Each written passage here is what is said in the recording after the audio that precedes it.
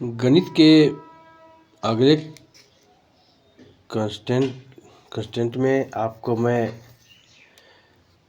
प्रतिशत का महत्वपूर्ण प्रश्न से अवगत कराऊंगा। आप जो अपने मोबाइल के स्क्रीन पर देख रहे हैं, हम लिखे हुए यहाँ पर किसी वस्तु के मूल्य को 20% घटा दिया गया तथा पुनः उसे घटे हुए मूल्य को 30% घटा दिया जाए तो वस्तु के मूल्य पर क्या प्रभाव पड़ेगा। मतलब किसी वस्तु के मूल्य को 20% घटा दिया गया है, मतलब किसी वस्तु के दाम को 20 रुपया मतलब 100% के दर से 20% घटा दिया गया।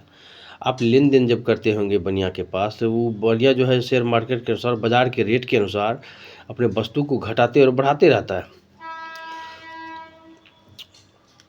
उसी प्रकार इस सवाल में एक बार वस्तु के मूल्य को 20, फिर घटे हुए मूल्य को जितना पर था उस मूल्य को 30% घटा दिया। नहीं बिक रहा है तो देखा कि जो और घटा देने पर भी मेरा यदि बच जाता है तो और घटा देता है। उसी प्रकार इसको 30% घटा दिया गया तो वस्तु के मूल्य पर क्या प्रभाव पड़ेगा, यही प्रश्न में पूछ रहा है।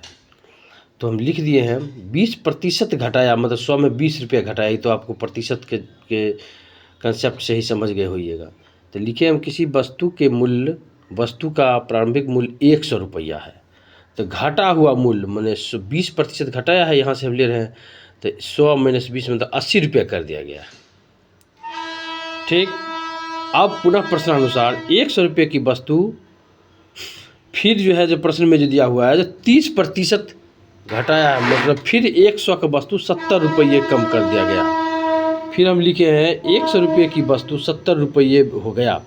30% फिर जो घटाया है, इसका मतलब तो यही हुआ। ये जो है यहाँ पर ये 30% घटाया है, इसका मतलब ये हो गया। तो 30% घटाने पर 100 रुपये की वस्तु 70 रुपये हो गया, इसलिए 1 रुपये की वस्तु मतलब 70/100। इसलिए 80 रुपये की वस्तु पहले तो घट का 80 रुपया हुआ था ये, इसलिए इसी रेट को घटाया था 30%। 80 रुपये की वस्तु कितना हो गया 70/100। यहाँ पर 70/100 × 80। अब जीरो कट गया और यहाँ हो गया 8 से 56 है, 0 बचा 56। मतलब 80 रुपये की वस्तु जो 80 रुपये जो 20% घटाने के बाद जो हुआ था उसको फिर 30% घटाया तो 56 रुपया हो गया। तो इसमें प्रश्न में कहा गया वस्तु का मूल्य, इस पर क्या मूल्य तो 100 रुपये था, तो क्या प्रभाव पड़ा। तो 100 में से 56 घटा तो 44% का घटा, मतलब मूल्य में 44% की घटोतरी हुई।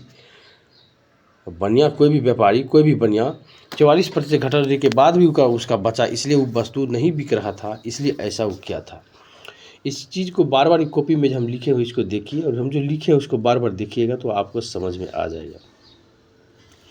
फिर मैं अगले दूसरा नंबर प्रश्न में लिखा हूँ यहाँ पर, इसमें किसी भी प्रकार की किसी को पहला नंबर में असुविधा हो तो आप हमें पूछ सकते हैं। फिर यहाँ लिखे हैं दूसरा नंबर प्रश्न, यदि किसी आयत की लंबाई और चौड़ाई क्रमशः 30%, 20% और 30% बढ़ा दी जाए तो नए आयत के क्षेत्रफल में कितने प्रतिशत की वृद्धि हुई। आप आयत को पढ़े ही होइएगा, नहीं तो मैं अभी थोड़ा सा बता देता हूँ। ये हुआ आयत में लंबाई, ये लंबाई दोनों बराबर होगा, चौड़ाई ये चौड़ाई और ये चौड़ाई दोनों बराबर होगा, इसी को आयत कहा गया है।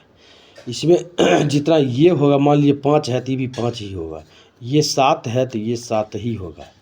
उसी प्रकार का आयत की लंबाई और चौड़ाई, लंबाई में 20% जितना था उसका 20% बढ़ा दिया गया, फिर चौड़ाई में 30% बढ़ा दिया गया, जितना था उसमें 30% बढ़ा दिया गया। ये तो मैं उदाहरण दिया हूँ, जितना था उसके क्षेत्रफल में। अब मान लीजिए इतना है तो आयत का क्षेत्रफल होता है लंबाई गुणे चौड़ाई, तो 7 और 5 35 हुआ।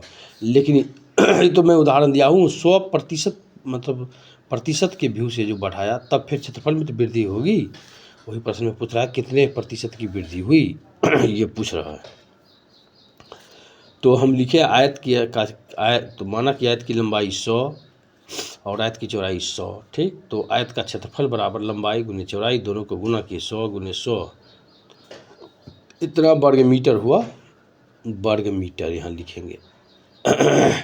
यहाँ मीटर में रहता तो अब इसमें कह रहा है एगो में 30% बढ़ा है यहाँ पर, एगो में 20% 30% बढ़ा, तो बढ़ाने के उपरांत लंबाई 120 हो गया, माने 100 यदि था तो 20% बढ़ाया मतलब 120 बढ़ गया, और 30% बढ़ाया तो 30% बढ़ा तो 130 हो गया। अब क्षेत्रफल निकाल रहे हैं तो आयत का क्षेत्रफल दोनों लंबाई गुने चौड़ाई दोनों को गुना कि 120 गुने 130 दोनों गुना करके इतना हुआ 1,56,000 15,600 वर्ग मीटर। ठीक, अब 1,000 क्षेत्रफल में 5600 की वृद्धि हुई है। 1,000 यहाँ था पहला, तो 15,000 दोनों घटाने पर 5600 हो रहा है, तो इतना में इतना की, इसलिए एक में 5600 बटा 10,000, इसलिए 100 में निकालना है, तो 0 कट गया, 56% की वृद्धि हुई। इस ढंग के सवाल को अब बार बार बनाइएगा।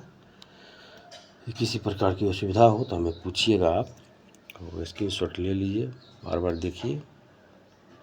गणित एक कड़ी है, आप इसको जितना बार देखिएगा उतना आपको ज्ञान में वृद्धि होगी। जिस भी प्रश्न को नहीं समझ रहे हैं उसको बार बार देखिए, बार बार देखिए। बहुत ही बेसिक कंसेप्ट से हम बता रहे हैं, बार बार देखने से आपको अपने आप ज्ञान में वृद्धि होगी और आप बना लीजिएगा प्रश्न को। और किसी एक ही चैनल को सब्सक्राइब करके बार बार उसी चैनल को देखिए, चाहे मेरा वीडियो देखिए चाहे किसी भी यूट्यूबर का वीडियो देखिए, उसी को देखने से आपको थोड़ा ज्ञान में वृद्धि होती रहती है। तो बार बार आप चैनल बदलते हैं, इससे आपकी क्या ज्ञान में प्रभाव पड़ता है। आगे आप बने रहिए।